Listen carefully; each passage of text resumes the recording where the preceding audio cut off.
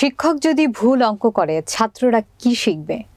সরকার যাদেরকে কোটি কোটি টাকা খরচ করে চাষের প্রশিক্ষণ দেয়, সেই চিতলা পাট বীজ ফার্মের যুগ্ম পরিচালকের অদক্ষতায় নষ্ট হলো ৩০ একর জমির ধান। এতে সরকারের কয়েক কোটি টাকার লোকসান হয়েছে। সেই সাথে আগামী মৌসুমে দেশে বীজ সংকটে পড়ার সম্ভাবনা তৈরি হয়েছে। ফার্মের শ্রমিকরা বলছে, শ্রমিকদের দিয়ে আগাছা পরিষ্কার না করিয়ে নিম্নমানের বিষ প্রয়োগে পুড়ছে ধান।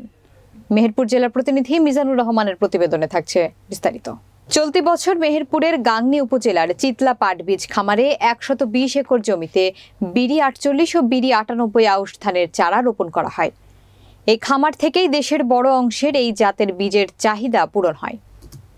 ধান চাষের জন্য ৯০ থেকে ১০৫ জন শ্রমিক নির্ধারণ করা থাকলেও কাজ করানো হয় অর্ধেক শ্রমিক দিয়ে। জমিতে আগাছা বৃদ্ধি পাওয়ায় চিতলা বিএডিসি ফার্মের যুগ্ম পরিচালক মোরশাদুল ইসলামের একান্ত কাছের লোক নাজিম উদ্দিন বালতিতে ভরে বিষ প্রয়োগের জন্য শ্রমিককে দেন। কীটনাশক প্রয়োগের কয়েকদিনের মধ্যেই ধানের চারা গাছগুলো মরতে শুরু করে।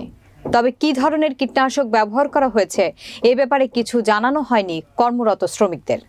ফার্মে কর্মরত শ্রমিকরা বলছেন, ধানের জমিতে অনেক আগাছা জন্মায়। নাজিমউদ্দিন চুয়াডাঙ্গা থেকে তার একান্ত ডিলারের মাধ্যমে নিয়ে আসা কীটনাশক প্রয়োগ করতে বলেন। সেই কীটনাশক ব্যবহার করার ফলে ৩০ একর জমির ধান নষ্ট হয়ে গেছে। যে নিরাপদ বলি নিবার খরচ হবে বলি, যে দেখছে যে নিবার খরচ বেশি হয়ে যাবে, এই জন্য এই বিষটা নেই ও দিয়েছে। দেওয়ার পরে ধান পিড়ে গেছে। তো ধান যে অবস্থায়, ধান তো আর হবে না, ধান তো সব নষ্ট হয়ে গেছে একদম ময়রি। এটা কম ক্ষতি নাকি সরকারের ধানটা হইলে পরে ধান হয়তো সরকারি একদম নিবার খরচ করলো, সব কিছু করলো, করে নষ্ট হয়ে গেল ধানটা, আর নষ্ট করে দিল সে যদি ওই বীজটা না দেয় তাহলে তো ধানটা নষ্ট হয় না। এই মাঠে আগাছা হয় বলে আপনার বীজ দিছে, বুঝছেন, 2 রকমের বীজ দিছে। নিজে এসে ওরা যে দায়িত্ব আজকে দেখাশোনার আর কি, সে বোতল বালতিতে ঢেলে দিয়ে ঘুলে দিছে। দেওয়ার পরে যারা বীজ দেয় আমরাই দিছি আর কি, বুঝছেন, আমরা 4 জনা দিছি।